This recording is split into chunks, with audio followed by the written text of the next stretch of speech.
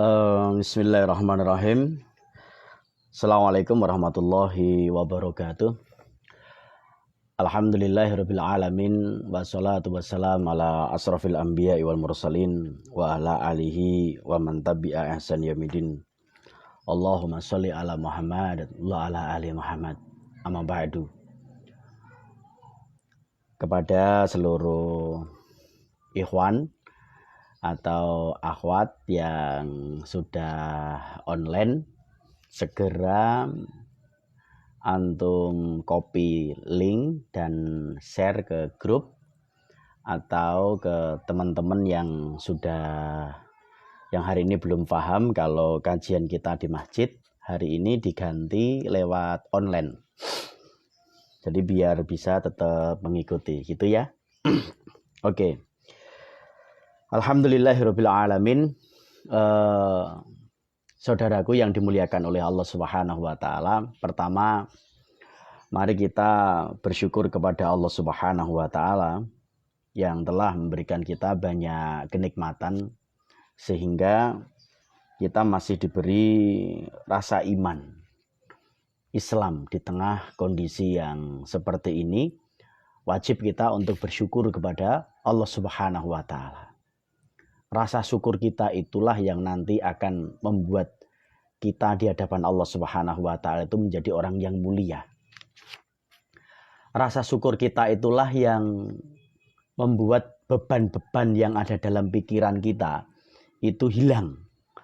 Dan rasa syukur kita lah yang nanti akan membuat kepenatan-kepenatan dalam diri kita itu akan hilang dengan sendirinya. Bila kita selalu mempertebal dan memperkuat rasa syukur kita kepada Allah Subhanahu wa taala.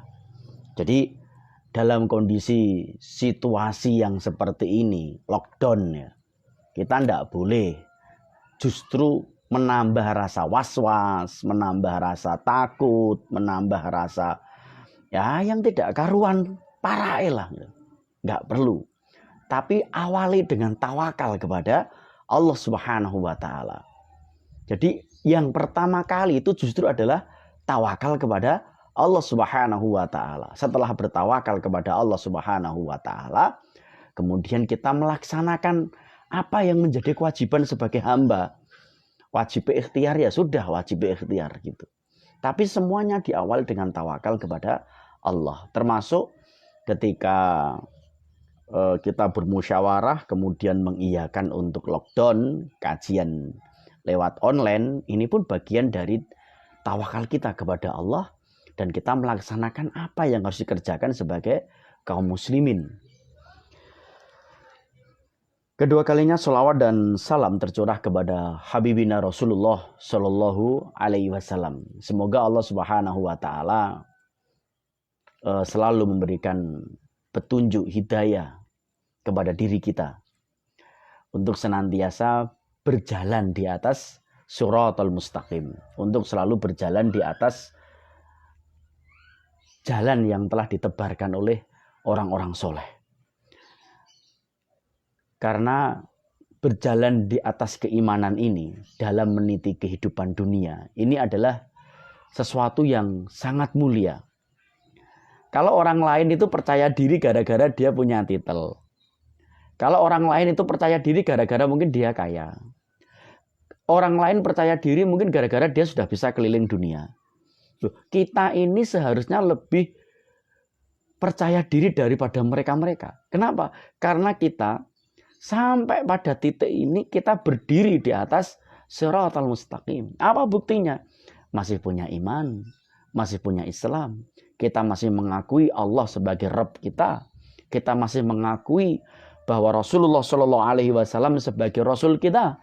Kita masih mengakui bahwa Al-Quran sebagai kitab kita. Dan kita masih mengimani setiap apa yang wajib diimani yang diperintahkan oleh Allah Subhanahu Wa Taala.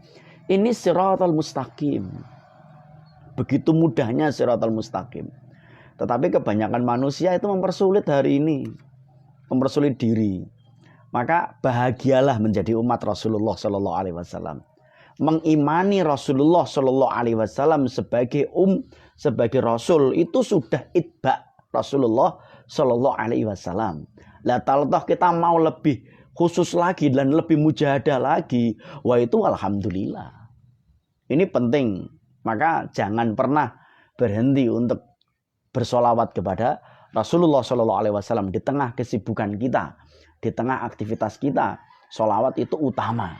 Solawat itu utama. Kenapa? Itu adalah tanda cinta kita kepada Rasulullah Shallallahu Alaihi Wasallam. Hadirin ayyuhal mustami'un yang dimuliakan oleh Allah Subhanahu wa taala.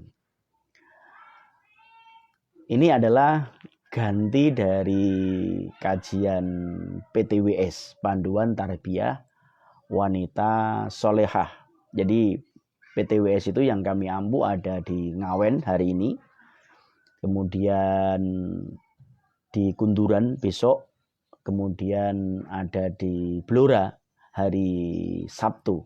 Sebagai gantinya kita lewat online karena dalam kondisi lockdown. Karena kita tidak mungkin hari ini khusus orang Ngawen saja, besok orang Kunduran saja, atau besok orang Blora saja, tidak bisa. Maka saya akan memakai satu kitab rujukan yang tidak biasanya kita pakai. Hari ini kita pakai Minhajul Mu'min, yakni pedoman hidup seorang mukmin. Karangannya Dr. Mustafa Murad. Beliau adalah salah seorang ulama dari Al-Azhar, Kairo, Mesir. Kita akan berbicara tentang adab-adab dalam berpakaian kali ini. Karena kita dalam pembahasannya sudah sampai pembahasan tentang adab-adab dalam Islam. Saudaraku wa saudariku yang dimuliakan oleh Allah Subhanahu wa taala, mohon dicek ya suaranya sudah masuk bagus atau belum. Kalau ada kurang kejelasan tolong disampaikan. Dikatakan di dalam kitab ini, sebelum berbicara tentang adab-adab, beliau membawakan beberapa dalil-dalil bersangkutan dengan pakaian di dalam Al-Quranul Karim. Saya bacakan. Seorang muslim memandang bahwa pakaian itu merupakan salah satu hal yang diperintahkan oleh Allah Subhanahu wa taala. Memakai pakaian itu adalah bagian dari perintah Allah. Jadi kalau kita memakai pakaian itu kita dapat pahala. Dan kita memakai pakaian itu adalah ibadah. Kenapa? Karena itu adalah perintahnya Allah Subhanahu wa taala. Di mana di dalam Al-Qur'an yang disebutkan seperti itu? Yang pertama ada di dalam surat Al-A'raf, surat yang ke-7, ayat yang ke-31. Allah Subhanahu wa taala berfirman, A'udzubillahi minasyaitonir rajim, ya bani adama khudzu zinatakum inda kulli masjidi wa kulu washrabu wa la tusrifu innahu la yuhibbul musrifin. Hai anak Adam, pakailah pakaianmu yang indah di setiap engkau memasuki masjid. Makan dan minumlah, dan janganlah berlebih-lebihan. Sesungguhnya Allah tidak menyukai orang-orang yang berlebihan. Dalil ini adalah perintah dari Allah Subhanahu wa taala kepada kita semuanya untuk memakai pakaian-pakaian. Tetapi kalau dari pandang sudut ulama fikih, ini adalah diperuntukkan kepada para lelaki ketika mereka mau mendatangi masjid itu disunnahkan untuk memakai pakaian-pakaian yang rapi. Jadi kepada para ikhwan, kalau mau datang ke masjid itu pakailah pakaian yang indah. Apa pakaian terindah kita? Pakailah. Dan pakaian terindah di dalam masjid itu bukan pakaian yang terindah menurut ketika kita di pasar atau ketika terindah ketika kita mau datang ke resepsi, bukan. Tetapi pakaian terindah ketika kita mau datang ke masjid itu pakaian yang sesuai dengan pakaian yang dipakai oleh kaum muslimin. Yang memakai pakaian jubah atau memakai baju koko, memakai kolam suah, pakai songkok, pakai sarung, ya, atau memakai sorban, atau memakai jas, atau memakai pakaian yang layak sebagaimana kaum muslimin. Ketika hendak mau pergi ke masjid, pakailah pakaian yang layak. Karena itu adalah perintah. Bahkan sebagian para ulama yang cenderung pada kedzohiran ayat, datang ke masjid dengan pakaian yang baik, itu hukumnya wajib. Meskipun kalau menurut jumhur ulama, ini adalah sebuah seruan kita ketika mau datang ke masjid disuruh memakai pakaian yang menutup aurat kita. Jadi menutup aurat kita itu sudah menunjukkan kelayakan. Itu yang pertama. Yang kedua, dan nampak jelas lagi di dalam firman-Nya Allah Subhanahu wa taala.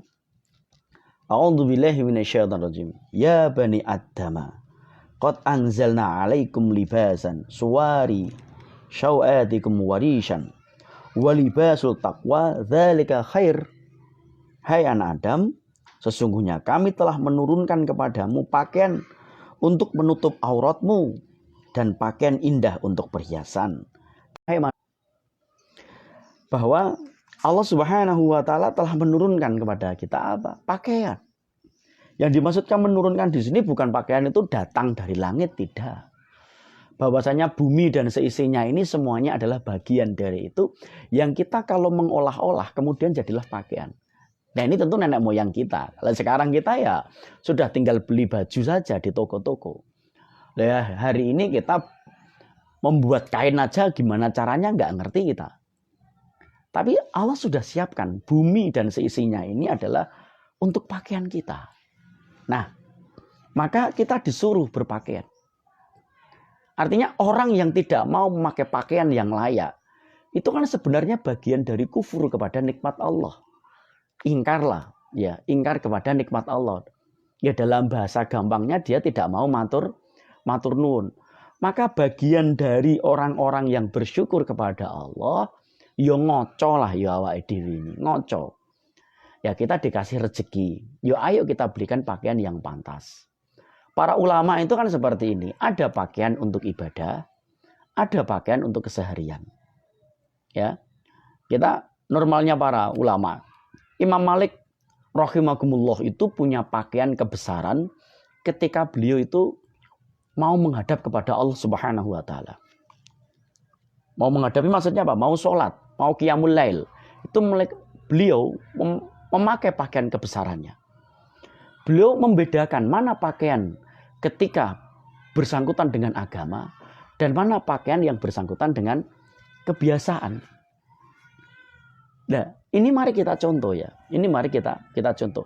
Kita harus punya pakaian-pakaian yang khusus untuk kaum muslimin.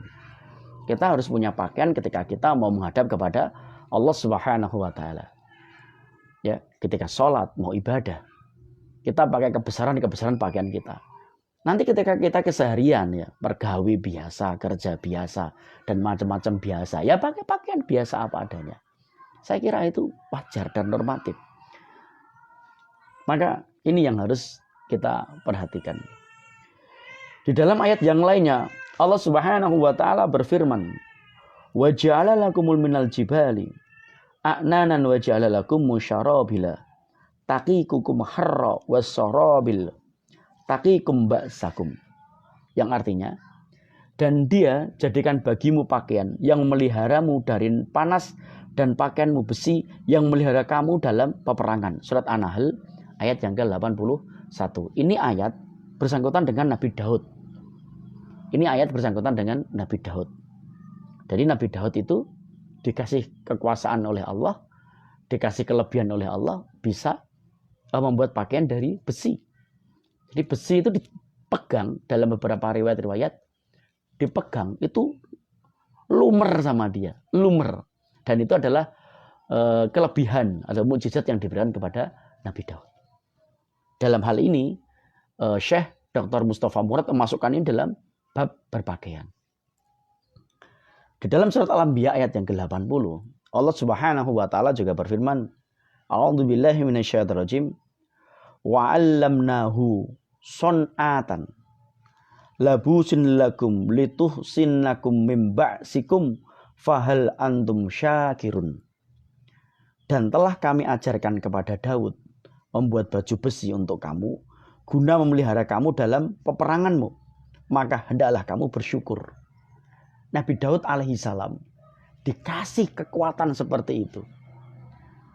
Untuk apa? Untuk melindungi dirinya dari mara bahaya musuh. Maka apa yang diminta oleh Allah Subhanahu wa taala? Agar dia kian bersyukur. Nah, kita ini dikasih pakaian oleh Allah.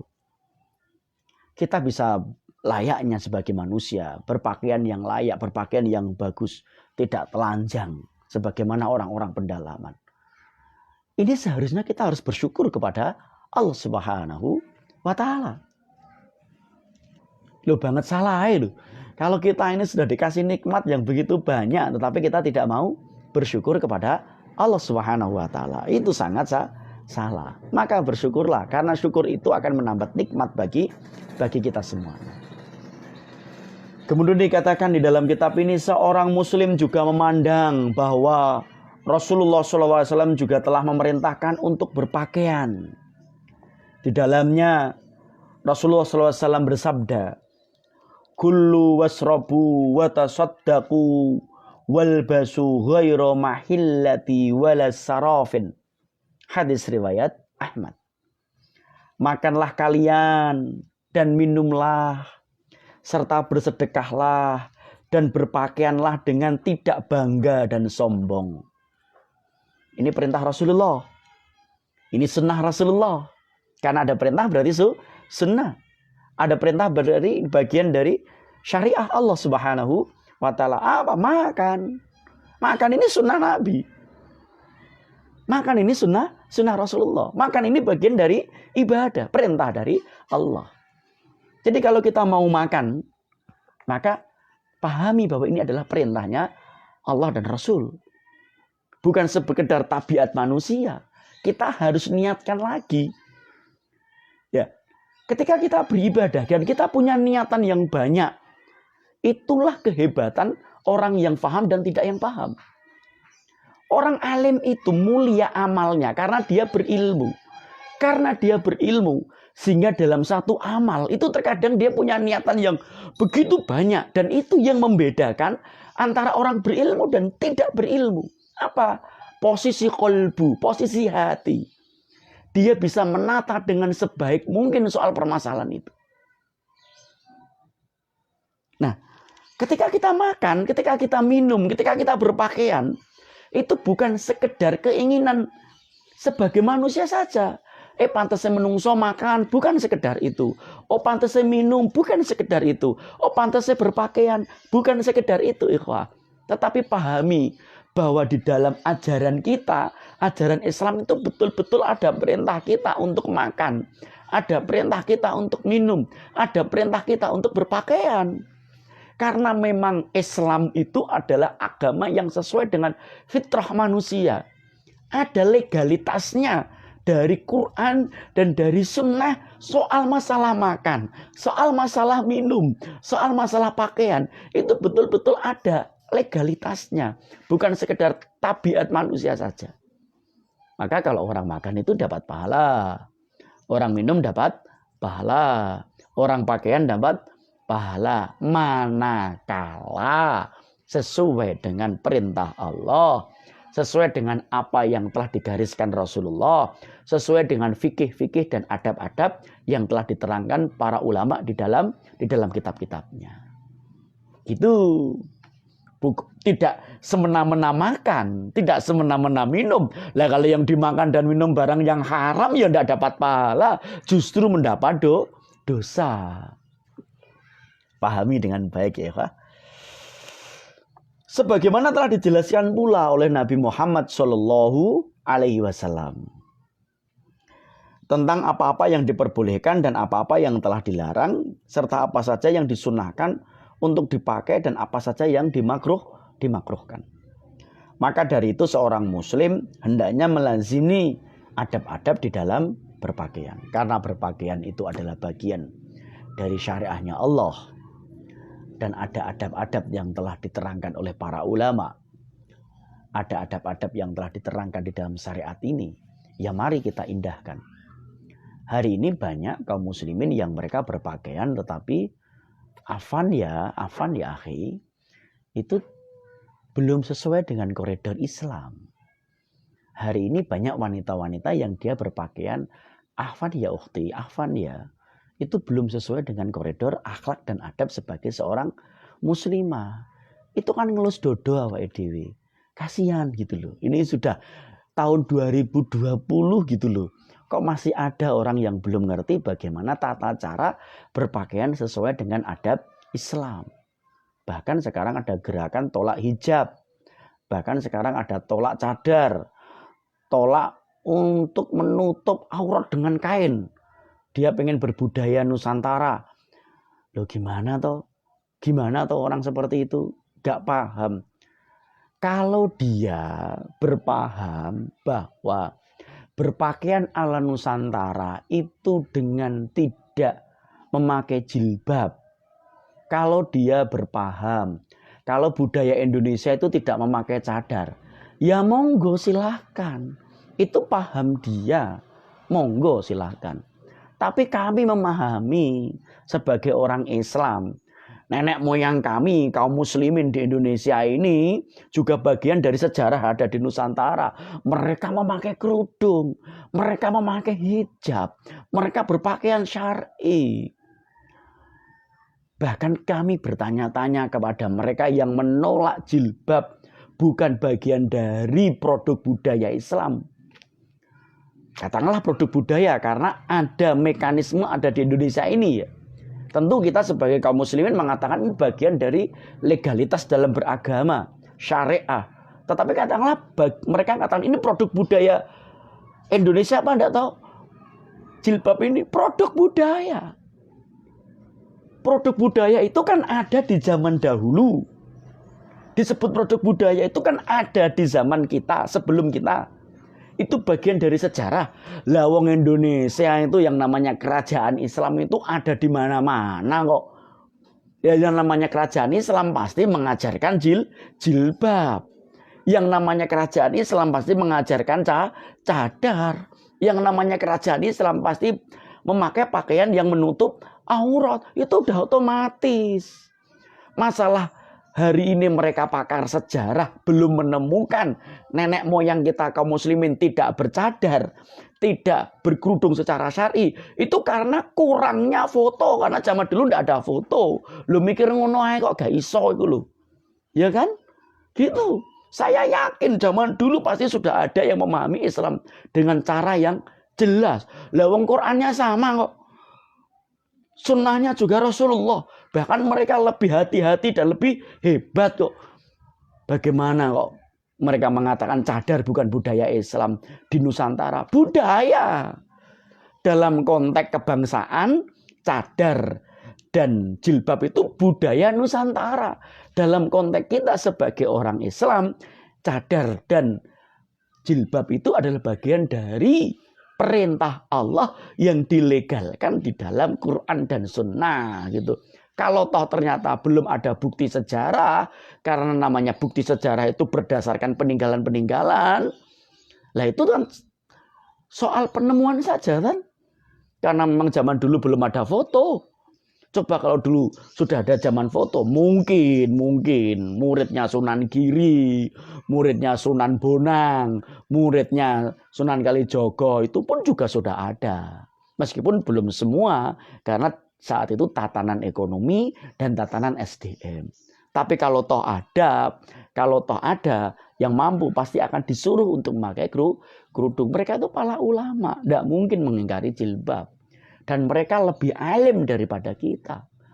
Bahkan lebih hati-hati. Maka mereka menegakkan kalimatullah. Meningkatkan apa? Syariatullah. Membangun kerajaan Islam.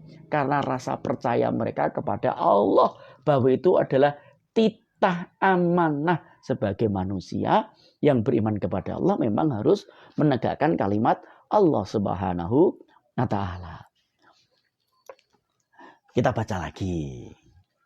Ini sedulur kelemahan saya di sini ya. Ngomong mana-mana kembali lagi dalam kitab. Pertama, sekarang adab-adab berpakaian. Adab-adab berpakaian. Ini secara umum dulu. Untuk laki-laki juga untuk perempuan. Nanti yang perempuan ada khusus. Ini untuk laki-laki. Tidak diperbolehkan memakai kain sutra secara mutlak. Ini untuk laki-laki ya. Baik itu dalam bentuk pakaian, surban, ataupun yang lainnya.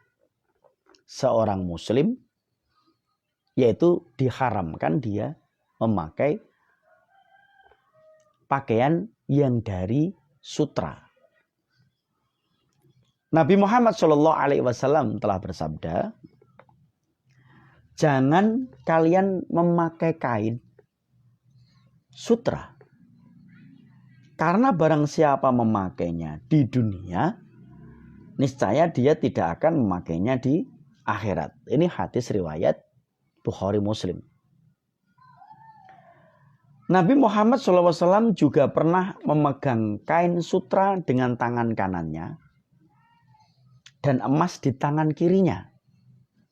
Kemudian beliau bersabda, sungguh kedua barang ini haram atas para lelaki dari kalangan umatku. Ini juga hadis riwayat Bukhari Muslim. Nabi Muhammad SAW juga bersabda, barang siapa haram memakai kain sutra dan emas atas para lelaki dari kalangan umatku, namun halal bagi para wanita mereka. Nah, tidak boleh seorang lelaki itu memakai sutra dan emas. Emas apa aja? Emas tua, emas enam, emas putih, emas apa aja. Kalau itu bagian dari emas, berlian, ya haram sudah. Jangan dipakai. Sutra juga gitu. Jangan pakai. Oke, serasa macam-macam. Pokoknya ini ada aturan, kita tinggalkan. Ada larangan, kita tinggalkan. Wong pakaian juga banyak kok. Bukan hanya sutra saja. Kenapa tidak boleh Ustadz? Nah, sudah. Tidak usah tanya-tanya gitu. Meskipun tentu ada alasannya. Para ulama sudah menerangkan secara detail. Dalam beberapa riwayat, bagi mereka yang gatal-gatal diperbolehkan. Yaitu yang dia kena penyakit kusta atau penyakit apa gitu loh. Tapi normalnya laki-laki ya tidak boleh. Haram. Ya, memakai pakaian itu hukumnya haram. Itu yang pertama. Selanjutnya tidak memanjangkan pakaian, celana, jubah, atau yang semacam lainnya hingga melabuhi kedua mata kaki. Wahai laki-laki, kalau engkau memakai pakaian, maka adabnya adalah jangan melebihi ini kedua mata kaki. Kenapa? Karena ada hadis Rasulullah Shallallahu Alaihi Wasallam. Nabi Muhammad SAW telah bersabda, di hari kiamat nanti Allah Subhanahu wa Ta'ala tidak akan memandang orang yang menarik kain sarungnya hingga melebihi kedua mata kaki karena sombong. Ya, ini adalah bagian dari adab. Meskipun fikihnya panjang, Ustadz, bagaimana kalau itu tidak karena sombong? Bagaimana kalau dia sombong? Bagaimana kalau dia justru memakai di atas mata kaki justru malahan sombong? Nah, itu ahli fikih yang berbicara. Para ulama berbeda pendapat. Tetapi kalau pengen main amannya, tetaplah memakai pakaian di atas mata kaki dan jangan sombong. Kalau tidak bisa Ustadz, melorot-melorot terus, pakaianku panjang semua. Ya sudah, jangan niati karena sombong. Karena para sebagian ulama seperti Imam Nawawi rahimahumullah juga membolehkan tentang memakai pakaian di bawah mata kaki selama tidak sombong. Tetapi di antara akhlak dan adab, para ulama tidak sedikit loh yang memberikan nasihat kepada kita semuanya tentang disunnahkannya memakai pakaian di atas mata kaki.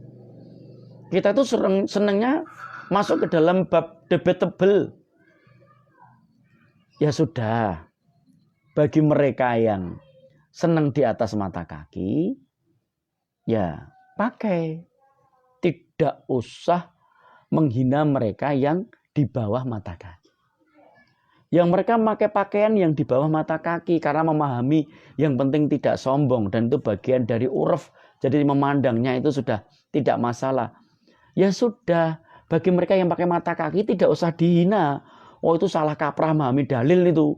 Harusnya tidak gitu, mereka salah itu. Mereka adalah kaum tekstual itu. Tidak usah juga gitu. Ini ada adab. Dipakai alhamdulillah loh. Kalau ternyata dengan melujurkan kaki, melujurkan kain di bawah mata kaki Anda tidak sombong dan bisa memenuhi syarat apa yang disampaikan oleh Imam Nawawi rahimahullah, ya monggo, itu bagian dari keyakinan. Toh ini masalah fikih. Tapi kalau panjenengan yang sudah mampu di atas mata kaki ya, hingga sebetis melihat teman-temannya yang mungkin masih musbil, ya ndak usah juga semena-mena gitu loh. Ndak usah semena-mena. Karena titik beratnya itu sebenarnya disombong. Yang sempurna adalah memakai pakaian di atas mata kaki dan tidak sombong. Lah kalau sudah memakai pakaian di atas mata kaki, ya, tetapi ternyata melihat temannya yang musbil Anda menghina, berarti Anda sombong. Maka hilangkan seperti itu. Ulama sudah khilaf dalam bab ini. Ono sing memakai di atas mata kaki, alhamdulillah. Bagi teman kita yang tidak memakai pakaian di bawah mata kaki, karena memang memahaminya seperti itu, juga tidak masalah. Yang paling bahaya itu dikala hati kita ada kesombongan. Itu yang paling fatal. Itu hikmahnya banyak kok. Memakai pakaian jubah, sarung, celana di atas mata kaki. Apa? Biar tidak mudah terkena najis. Biar tidak mudah terkena najis. Seperti itu. Yang kedua, untuk membedakan dengan orang-orang yang mereka terkadang belum ngaji. Ya, belum ngaji. Jadi kalau kita memakai pakaian di atas mata kaki itu menunjukkan kalau kita sudah ngaji. Meskipun belum pinter. Meskipun belum pinter. Tapi ini bukan sesuatu yang terpenting. Ada salah kaprah di dunia kajian. Mereka menjadikan wala wal barok. Mereka menjadikan ini teman satu fikroh. Atau tidak satu fikroh. Satu manhaj. Atau tidak satu manhaj. Itu soal apa? Katok. Soal celana. Walau salah kaprah ini. Gara-gara yang satu musbil, yang satu tidak musbil. Akhirnya dia tidak mau berteman. Oh, Anda ini masih para ahli neraka. Lah celana nih. Jangan gitu dong. Jangan gitu. Ini nggak fair ini. Jangan. Ini soal pakaian, ikhwah. Jangan memasukkan bab masalah akidah, apalagi prinsip. Ini pakaian. Ini pakaian. Ya mari kita memakai kebesaran hati kita. Ayo, ini ada sunnahnya kita kerjakan. Oh, teman-teman yang belum mampu atau yang belum tidak mau, karena dia punya paham beda, ya tidak masalah. Sama-sama menutup aurat. Karena kuncinya adalah menutup aurat. Itu kuncinya. Sedangkan di bawah mata kaki dan di atas mata kaki, ini tidak bersangkutan dengan aurat. Gitu loh. Lawang ada teman-teman yang mereka masih tidak menutup auratnya, yang masih memakai pakaian di atas dengkul, lutut aja. Kita nggak sibuk kok. Ada teman-teman yang dia sudah hijrah, wis ngaji, sudah menutup aurat, gara-gara dia menjulurkan di bawah mata kaki. Kenapa harus kita musuhi? Ini kan salah kaprah. Ya kan? Salah kaprah. Karena memang para ulama sudah beda. Bukan menolak hadis. Ini saya ingatkan kepada teman-teman yang sudah memakai pakaian di atas mata kaki. Saudara-saudara, kaum muslimin yang mereka tidak mengangkat kainnya di atas mata kaki, itu mereka tidak menolak hadis ini. Tidak menolak sabdanya Rasulullah. Tidak. Tetapi memang mempunyai pemahaman yang sama-sama boleh. Karena para ulama sudah menerangkan. Imam Nawawi rahimahullah menerangkan. Banyak ulama-ulama yang menerangkan soal ini. Itu kecondongannya soal khulaya. Kata-kata sombong. Maka menganggap itu adalah bagian dari adab saja. Bukan sesuatu yang harga mati. Ada yang seperti itu. Ya. Jadi kan sebagian teman-teman yang sudah pakai katok cingkrang itu kan ngerti orang musbil itu. Hah, Ustadz kok musbil? Tidak paham sunnah Nabi. Jangan seperti itu. Tidak baik. Nanti kalau kita ditunjukkan hadis-hadisnya, kita ditunjukkan kalau ulama yang bawa itu dalam membolehkan, nanti kita malu. Akhirnya kita malah menyalahkan ulamanya. Loh, kalau kita malah menyalahkan ulama kan lucu. Awake dhewe iki sapa, ulama iki sapa? Ya sudah. Ini dalam bab masalah pakaian. Tidak usah dimasukkan dalam bab masalah akidah. Apalagi jadi prinsip. Ya, jadi prinsip memandang kajian benar atau tidak benar itu dari tinggi dan panjangnya kata. Lucu sekali. Ya, kita lanjutkan. Yang ketiga, lebih mengutamakan memakai pakaian warna putih daripada selainnya. Jadi ini bagian dari sunnah loh ya. Loh, kita sibuk soal katok, tapi ternyata pakaian putih aja kita nggak punya. Ayo kita cek, sudah punya baju putih berapa di lemari Anda? Kalau baju warna merah Anda banyak, baju warna hitam Anda banyak, baju warna hijau Anda banyak, baju warna kuning Anda banyak, baju warna-warni Anda banyak. Sekarang Anda punya baju warna putih berapa? Karena di antara adab yang disukai adalah memakai warna putih. Ya, coba lihat Ustadz Abdus Somad itu kemana-mana, beliau lebih banyak memakai baju putih. Lihat Al-Mukarram Kiai Haji Bahauddin Gus Baha, kemana-mana pakai songkok, pakai baju putih. Loh, itu sunnah loh, bagian dari sunnah loh. Ya, bagian dari sunnah. Maka memakai warna putih, mengutamakan memakai warna putih, ini lebih sunnah. Namun tetap berpandangan bahwa memakai pakaian dengan warna apapun diperbolehkan. Nah, jangan gara-gara warna putih itu adalah sunnah yang disukai oleh Rasulullah, kemudian kita tidak mau pakai warna yang lainnya. Pakai warna baju gini tidak mau. Pakai warna ini yang tidak mau. Jangan seperti itu. Karena pakai pakaian apapun selama menutup aurat dan wajar-wajar saja itu boleh. Nabi Muhammad SAW bersabda, dan pakailah oleh kalian pakaian yang berwarna putih, karena ia lebih suci dan lebih bagus, dan kafanilah dengannya pula orang-orang yang meninggal di antara kalian. Ini hadis riwayat Nasai dan Imam Hakim, beliau mensahihkannya. Sunnahnya memakai baju berwarna putih. Sunnah ya akhi, sunnah. Ayo perbanyak pakai kaos berwarna putih. Ya, jubah berwarna putih, baju berwarna putih. Diniati untuk apa? Diniati untuk sunnah Rasulullah. Ustadz, saya suka kotor, saya takut kelihatan. Ya tidak apa-apa. Ya kotor ya dicuci kan. Ya kotor ya dicuci gitu. Tapi kan ini adalah perintah dari Rasulullah. Dan sahabat Bara' bin Azib radhiyallahu an pernah mengatakan, pada suatu hari Rasulullah SAW pernah lewat dan aku melihat beliau memakai pakaian berwarna merah. Sungguh aku belum pernah sama sekali melihat sesuatu pun yang lebih bagus daripadanya.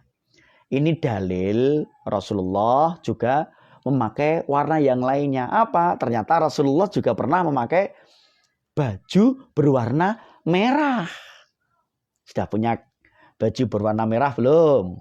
Kaos berwarna merah belum? Ayo segera beli. Meskipun inti sari hadisnya tidak seperti itu. Inti sari hadisnya adalah Rasulullah itu juga memakai juga baju selain warna putih, diantaranya warna merah yang berhasil diabadikan oleh sahabat dalam riwayatnya.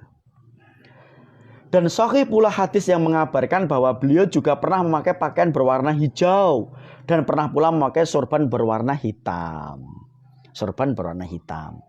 Songkok berwarna hitam ini semoga bagian dari kias dari sorban berwarna hitam. Semoga saja. Semuanya kalau diniati bahwa itu bagian dari syariatnya Allah, kan kita dapat pahala. ada dalilnya. Gitu. Ya mari kita indahkan akhlak-akhlak seperti ini, mari kita indahkan. Yang keempat, bagi muslimah hendaknya memanjangkan pakaiannya hingga menutupi kedua kakinya dan memanjangkan pula kerudung yang ada di atas kepalanya hingga menutupi leher dan juga dadanya. Bagi muslimah, kalau memakai pakaian dipanjangin, ya, memanjangkan pakaiannya hingga menutupi kedua mata kakinya. Jadi mata kaki kainnya dilebihin, sudah pas mata kaki, kedua kakinya sudah pas di kedua kakinya, kemudian dilebihin. Jadi kalau jalan kakinya ora ketok, porong lengsreh. Nek orang Jawa nyebut porong lengsreh, gitu ya. Kemudian kalau pakai kerudung, itu kerudungnya yang ada di atas hingga menutupi leher dan dadanya. Leher tidak kelihatan, ya, leher tidak kelihatan, dadanya tidak kelihatan. Kalau Ustadz Abdus Somad itu memberikan keterangan begini, kalau wanita seperti ini lurus, tangan lurus, maka pakaiannya itu pas di garis ini, ya, di garis ini insya Allah syar'i.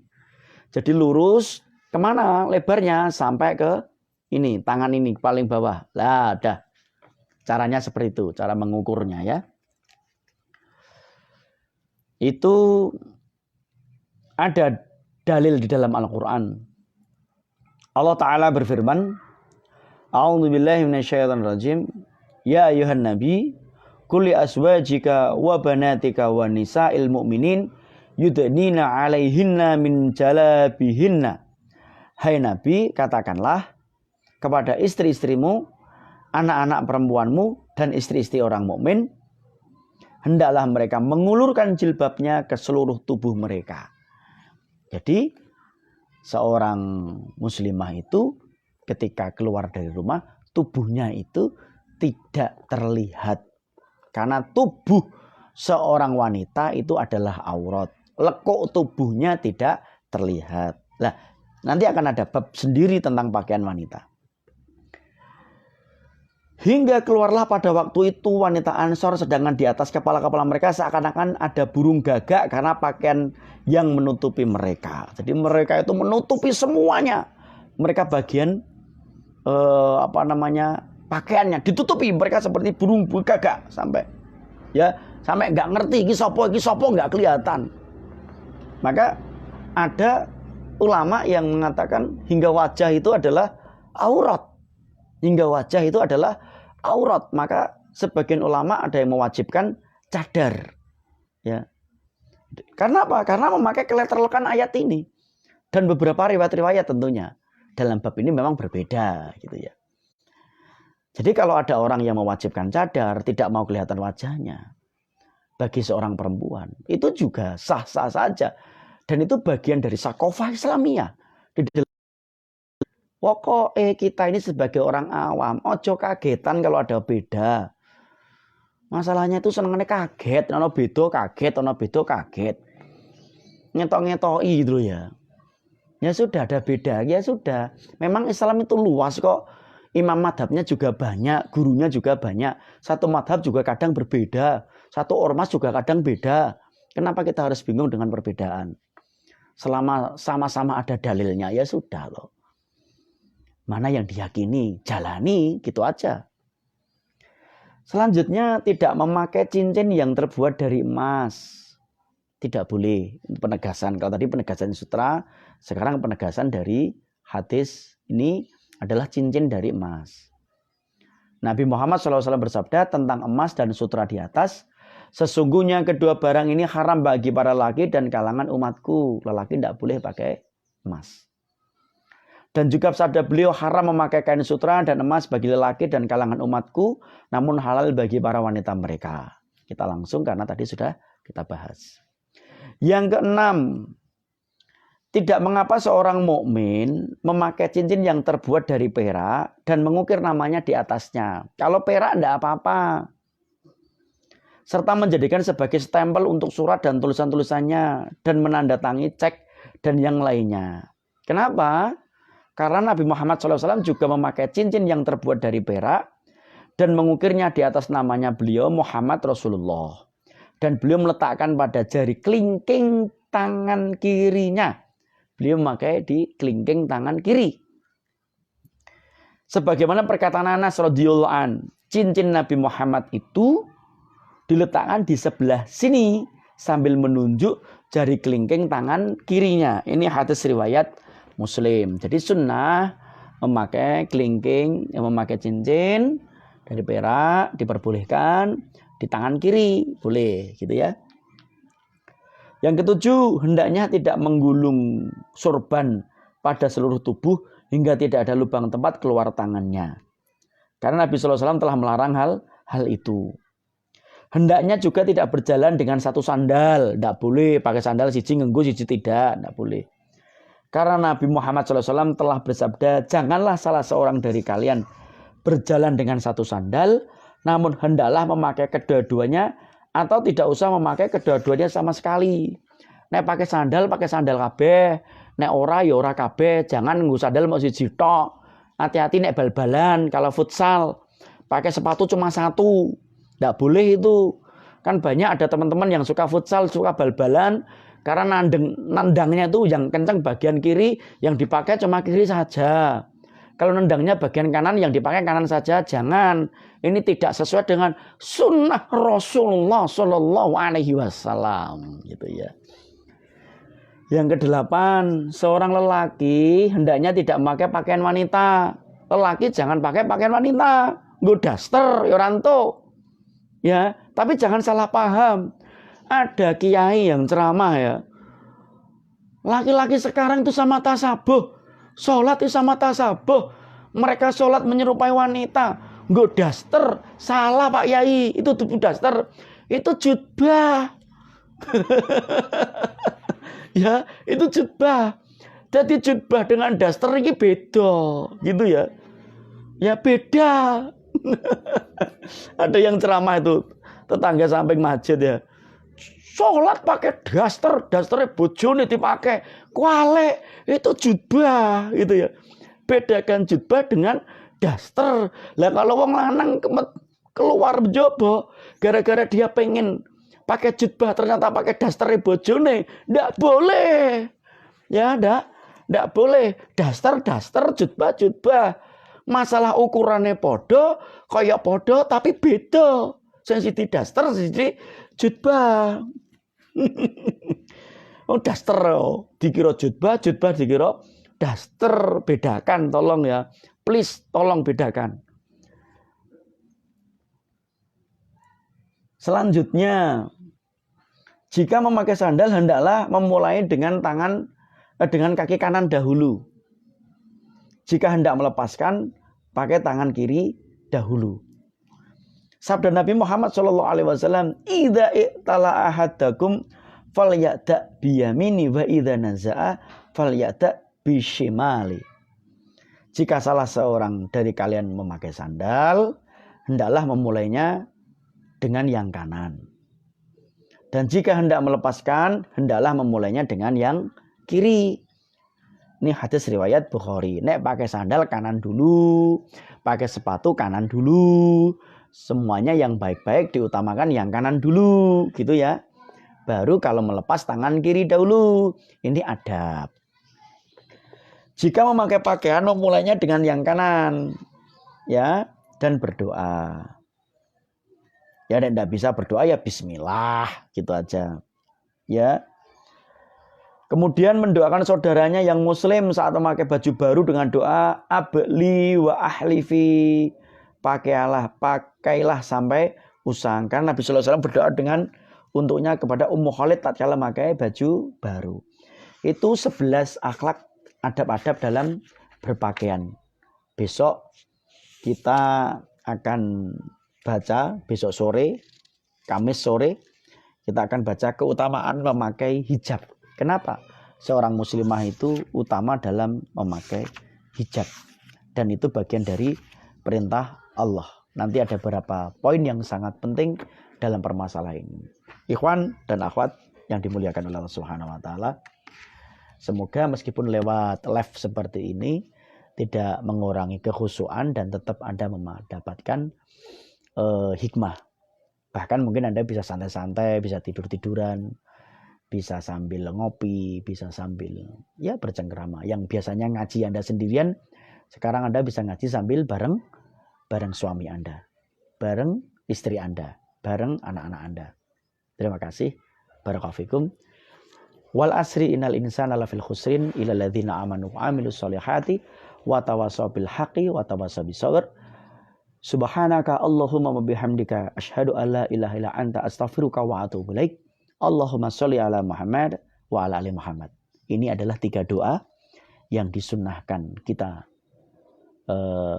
oleh para ulama dari riwayat-riwayat hadis Rasulullah dan beberapa amaliyah para sahabat dan para ulama, yaitu membaca surat wal asri, kemudian doa kafaratul majlis, dan kemudian bersolawat.